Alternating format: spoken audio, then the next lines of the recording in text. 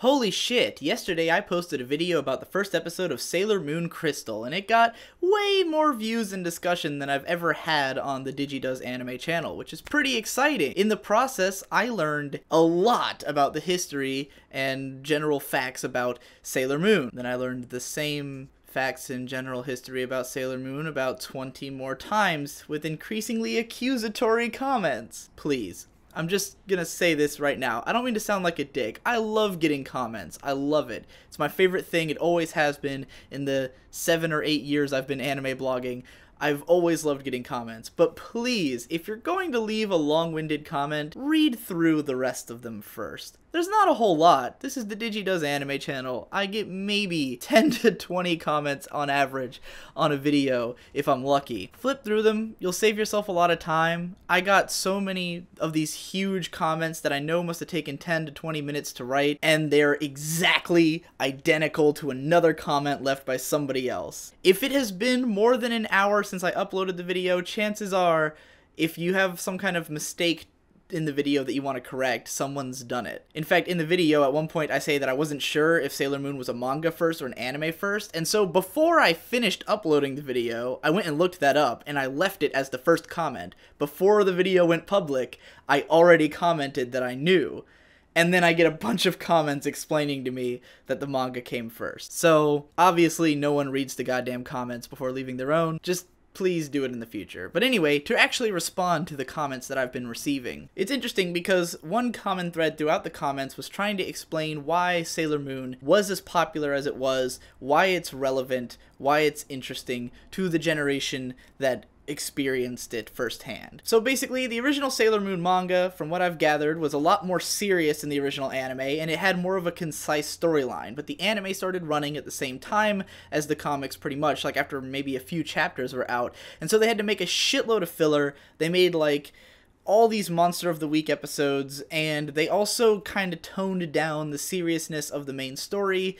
They made a lot of changes to it. They made it less dark and more fun and adorable. From what I understand, the like real story in the show takes like 30 episodes before it really gets moving because they made so much filler. So thereby, the idea with this new anime is to more closely adapt the manga, probably going to have more of that serious, dark vibe. At least that's what people are hoping for. Now let's clarify a couple of things up front. I've gotten a lot of comments that are talking about how I need to read the manga, how the manga is more special, how this and that, about like whether or not I am like qualified to review this show having not read the manga or seen the original show. First of all, about 90% of all the times that someone has told me that something is good, I did not enjoy it. So I'm not going to take your recommendations too seriously unless I do actually read it. I'm not to sound like an asshole, but I'm just saying that the accusatory tone of, oh, you haven't read the manga, so you don't even know,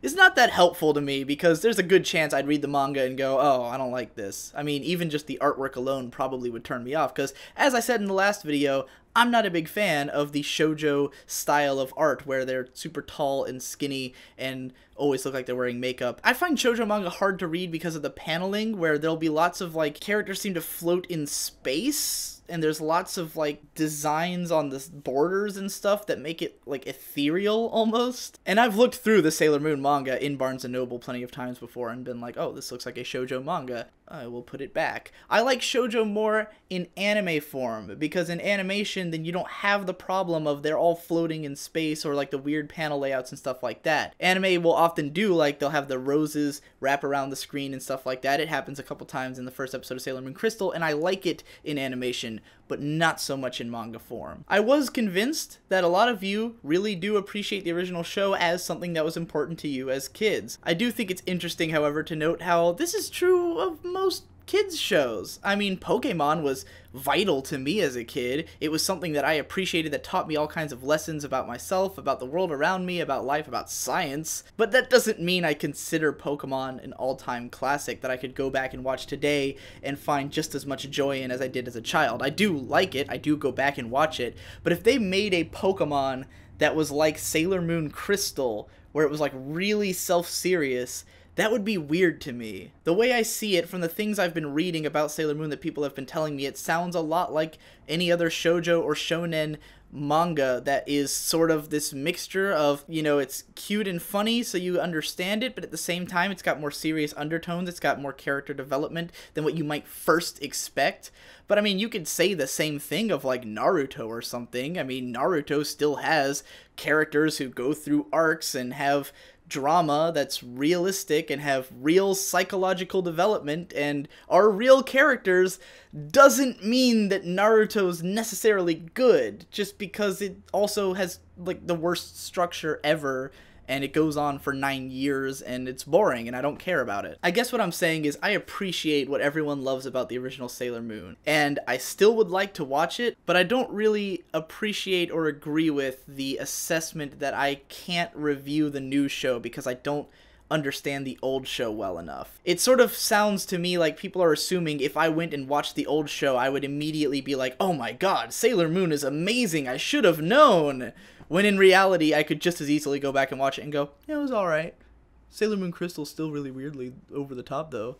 And it's interesting to see the different kinds of comments I've been getting on the original video, where some of them are people who were fans of the original show and are completely agreeing with me that Crystal seems like too much. And I know that it's supposed to be more like the manga, and the manga is more heavy. But a lot of people loved the original anime and don't care about the manga and find Sailor Moon Crystal weird. It doesn't give them the nostalgia they want. I've seen people on Twitter who were like, I can't even look at the new Sailor Moon. It's just not what I want out of Sailor Moon. And then I've seen other people who enjoyed it. And I'm going to give you resources for this, because I know that part of the reason people are saying, you know, you're not qualified or whatever to watch the show is because you want something different. You want someone who does know Sailor Moon. If you want that, go to the description. I've linked a blog called Atelier Emily. She's one of my favorite anime blogs, who has been watching Sailor Moon since she was a kid, has a post down there about how she grew up with Sailor Moon, watched the new show, felt really nostalgic, enjoyed it, felt like she was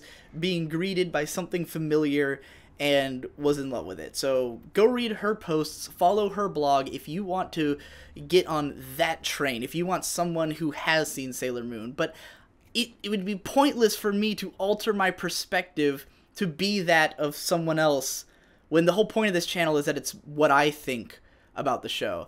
I, who did not grow up with Sailor Moon, who does not necessarily care about Sailor Moon, who questions Sailor Moon, that's what these videos are going to be. They're going to be the opinions of that guy. Because whether or not Sailor Moon does deserve a more serious adaptation, the fact of the matter stands that Sailor Moon Crystal Episode 1 was awkward. It tried to be really gravely serious when the plot of the episode itself was flimsy. Nothing happened. It was about just Usagi, her everyday life, being this kind of bratty girl.